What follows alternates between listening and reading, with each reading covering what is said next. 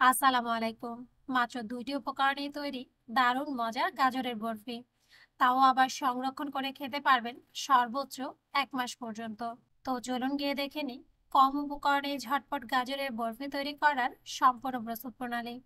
এখন প্রথমে আমরা বরফির জন্য চুলার মিডিয়াম হিটে একটা প্যানের মধ্যে দিয়ে দেব মেজারমেন্ট কাপের ৪ কাপ পরিমাণ গ্রেট করে নেওয়া গাজর। আর একটু খেয়াল করুন, গাজরটা কিন্তু একেবারে চিকন করে গ্রেট করে নিয়েছি। আর দিয়ে দেব মেজারমেন্ট কাপের ২ কাপ পরিমাণ চিনি। মানে হলো, ঠিক যতটুকু পরিমাণ গ্রেট করা গাজর নেবেন তার থেকে অর্ধেক পরিমাণ চিনিটাই এখানে ব্যবহার করতে হবে। এখন গাজর আর চিনিটা খুব ভালোভাবে মিশিয়ে নিয়ে প্যানে ঢাকনা দিয়ে দেব চুলার মিডিয়াম হিটে কয়েক মিনিটের জন্য, যেন চিনির দানাটা গলে গিয়ে পানি বেরিয়ে আসে। দেখুন, কয়েক মিনিট পর চিনির দানাটা গলে গিয়ে বরফির মিশ্রণের মধ্যে কি যথেষ্ট পরিমাণ লিকুইড শিরা তৈরি হয়ে গেছে। আর এই শিরার মধ্যে কিন্তু আমরা গ্রেট করা গাজরটাকে সেদ্ধ করে নেব চুলার মিডিয়াম হিটে। তবে অবশ্যই ২ থেকে ৩ বার ঢাকনা তুলে গাজরটা চারধার থেকে সমানভাবে নেড়ে চেড়ে দেবেন, যেন চিনির শিরার মধ্যে এই গাজরটা খুব ভালোভাবে সেদ্ধ হয়ে যায়। দেখুন, কয়েকবার নেড়ে চেড়ে দেওয়ার পর গাজরটা কিন্তু খুব ভালোভাবে সেদ্ধ হয়ে গেছে এবং চিনির শিরা অনেকটাই ঘন হয়ে গেছে। মানে হলো, চিনির শিরাটাও কমে গিয়ে গাজরের মধ্যে একটা আঠালো টেক্সচার তৈরি হয়ে গেছে। আর এ পর্যায়ে বরফির মিশ্রণের মধ্যে অ্যাড করে দেব ১ টেবিল চামচ ঘি, ১ চা চামচ এলাচ গুঁড়ো, কুচি করে কাটা পেস্তা বাদাম আর কাঠবাদাম ২ টেবিল চামচ। এখন এই সবগুলো উপকরণ খুব ভালোভাবে বরফির মিশ্রণের সাথে মিশিয়ে নেব। আর মিশিয়ে নিলেই কিন্তু তৈরি হয়ে যাবে গাজরের বরফির জন্য পারফেক্ট একটা মিশ্রণ।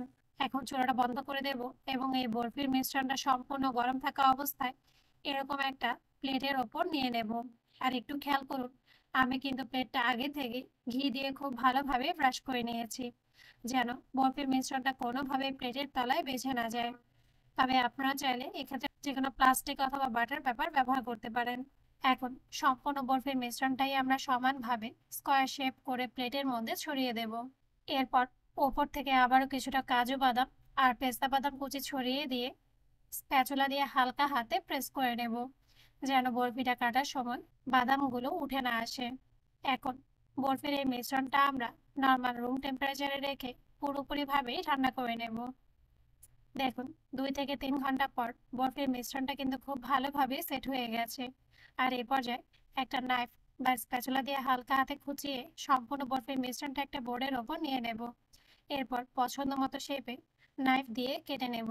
দেখুন, মাসাল্লা করে তৈরি হয়ে গেছে মাত্র ২টি উপকরণেই গাজরের বরফি। তো আপনারা কিন্তু এবারে সবে বেড়াতে একবারের জন্য হলে এই বরফিটা বাসায় ট্রাই করবেন। তো আমার রেসিপিগুলো যদি আপনাদের ভালো লেগে থাকে তাহলে আমার চ্যানেলটাকে সাবস্ক্রাইব করতে ভুলবেন না। আর আমার প্রতিটা ভিডিও ফ্রেন্ডস এবং ফ্যামিলির সাথে শেয়ার করবেন। আল্লাহ হাফেজ।